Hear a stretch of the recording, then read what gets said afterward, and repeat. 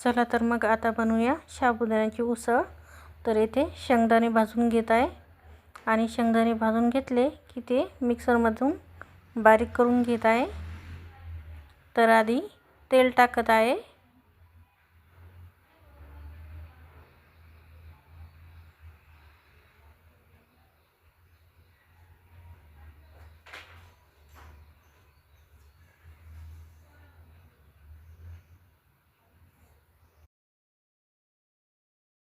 तर तेल टाकून जिरं असं तळून घेतलेलं आहे।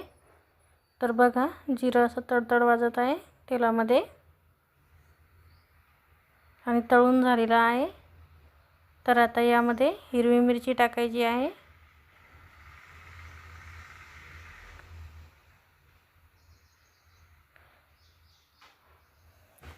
तर हिरवी मिरची तळत आहे।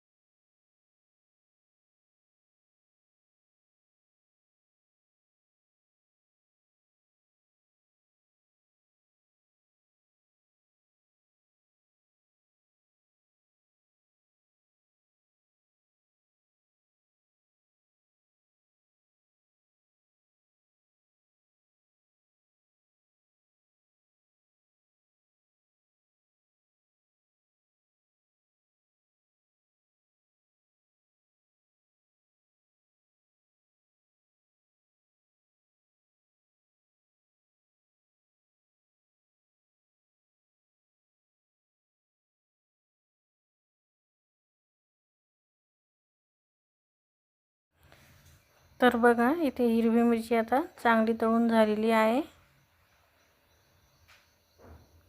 बघा अशा प्रकारची तळून घेतलेली आहे। तर आता शेंगदाण्याचा कूट मिक्सरमधून बारीक करून घेतलेला आहे। आता शेंगदाण्याचा कूट आणि साबुदाणा एकत्र करून घेत आहे।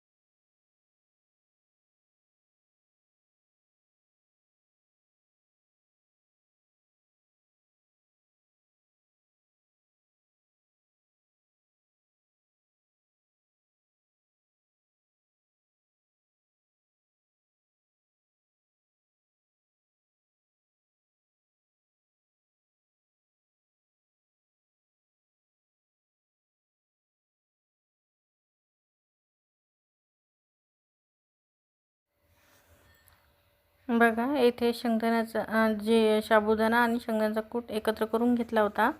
तर साबुदाणा बघा असा मोकळा भिजत घातला होता। तर बघा असं मोकळा झालेला आहे। साबुदाण्याची उसळ म्हटलं तर अशी मोकळीच पाहिजे बघा। तर आता यामध्ये टाकत आहे। आता ही उसळ करताना बारीक गॅस करायचा नाही, थोडा मीडियमच गॅस ठेवायचा आणि झाकण ठेवून 2-3 वाफ काढून घ्यायची आहे, 2-3 वेळेस।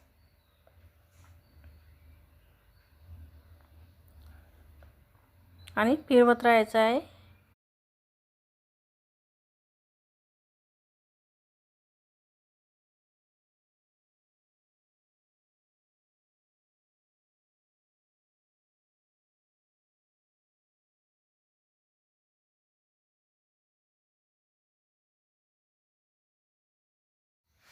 तर बघा आता साबुदाण्याची उसळ आता तयार आहे अशी मोकळी। तर रेसिपी कशी वाटली ते नक्की सांगा आणि व्हिडिओ आवडल्यास लाईक आणि कमेंट करा। आणि नेक्स्ट रेसिपीमध्ये तुम्हाला कुठली रेसिपी बघायला आवडेल ते कमेंट करून नक्कीच सांगा। आणि व्हिडिओ आवडल्यास लाईक आणि कमेंट करायला विसरू नका।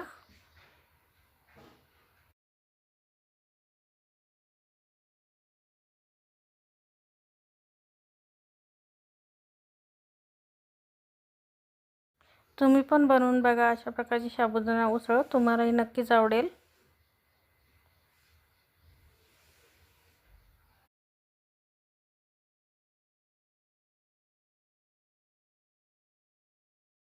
तर बघा कशी मोकळी झालेली आहे आणि टेस्टला पण छान लागते अशी।